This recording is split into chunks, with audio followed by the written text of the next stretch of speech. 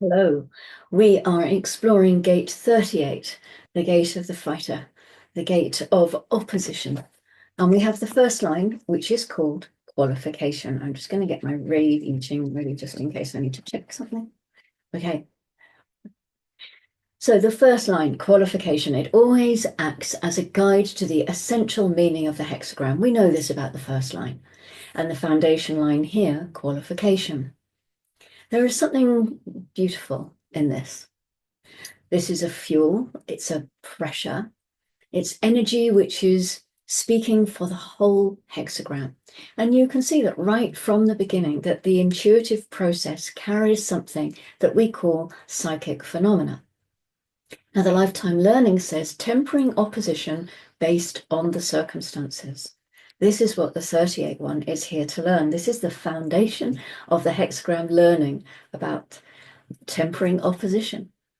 How you struggle and the intensity of your struggle has to be determined by the circumstances. And you can look very foolish to struggle in an intense way in circumstances that actually don't call for that. You could look a bit mad, actually. Of all of the 64 first lines, there are only 9 that have Neptune in the exaltation. And Neptune makes things very fuzzy, veiling. So here we have a foundation that is veiled. The foundation of what to fight for is veiled. The very basis of this hexagram is hidden. It's hidden in the mysteriousness of mutation and the mutative capacity of anything individual. What is of value to fight for can be the most enormous mystery in life. Most people have got no idea at all. So the exaltation says a psychic attunement that guarantees proper action, the psychic gift of knowing when and how to fight.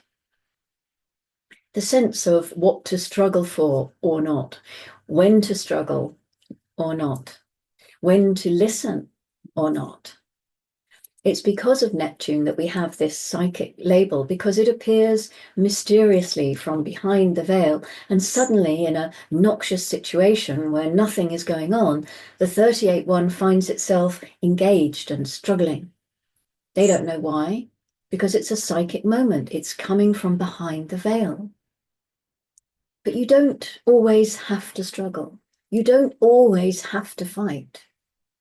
The line is saying, only struggle and fight for those things that are of value. Otherwise, don't bother. This is the capacity to know when the circumstances are correct and how to judge what intensity of struggle is necessary. And it's a question of intuition. It's not something that you can decide for yourself from your mind. You have to allow it to come out naturally. The detriment says the tendency to oppose as a general rule, the drive to fight as a general rule. This is someone who's saying, get out of my way, I'm doing it my way. The individual is not designed to be influenced. This is one of the most important things to understand about the nature of individuality. Wherever you see an individual gate in your design, recognize that that is an aspect of your nature that is not to be influenced by others. These 2 lines, both of them, we have the psychic gift of knowing when and how to fight, or the drive to fight as a general rule. This fighting, it's not about getting in the boxing ring and doing 10 rounds with Muhammad Ali. It's struggling against influence. The 38, it's one of those great great gates of deafness. They are ready to fight before they hear that they don't have to fight. They are ready to defend themselves against influence without even seeing whether that person wants to influence them or not. This is an intensely individual process with the added fuel of being grounded in provocation, at least when you're looking at the Sun-Earth activation. In understanding that this is intensely individual, you can recognize that interference will not be tolerated. These people can be incredibly stubborn. In this stream of intuition, we have the ability to be intuitively penetrating and aware in the now through the 5720, which follows on up from the 3828. But the fuel for that stream, the root of that, is to fight anybody who gets in your way. Right, wrong, indifferent. But the key, is it really of value for you to fight about that right now?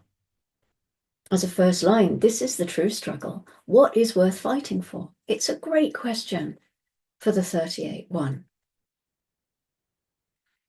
The grounding is coming through the 39th gate. We know the gate of provocation and obstruction, and the first line is called disengagement. This is a wonderful grounding. It's saying, oh, wait, pull back, let's assess the situation first. Or maybe, hey, how about we tap into our intuition first before we go off half-cocked and fight everybody. The moon has been in gate 10 since 0122, the individual behavior of the self, the love of the self. It moves into gate 58 at 11:45, the gate of aliveness, the joyous, the pressure to correct, and the sheer joy that can be found in correction. This was our last sun gate. We've just explored the themes of this logical collective gate, which means that the next moon gate is our current sun gate, gate 38. And we know that we're going through this root center phase right now. So we've got a little added pressure here with the moon bringing its focus to the fuel for the fight, the intuitive search for the meaning of life. And the last moon gate today is gate 54 at 08:13 tomorrow morning. This is the tribal gate of ambition, the marrying maiden.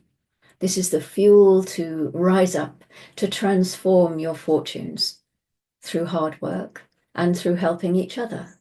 Because this is tribal, so it's all about support. It's you scratch my back and I'll scratch yours back. Why not? Like a bit of back scratching. Used to get those things, you probably still can, those long handles with a little thing on the end so that you could scratch your own back, which is nice, but it's not the same. It's not the same as having a bear with claws doing it. Okay, so that's enough. Too much information. I will see you for the second line tomorrow.